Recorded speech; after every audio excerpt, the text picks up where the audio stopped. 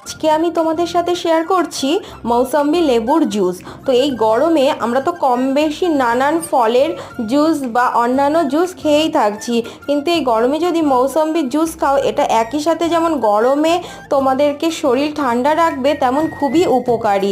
বিশেষ করে বাচ্চাদের জন্য তো খুবই উপকারী।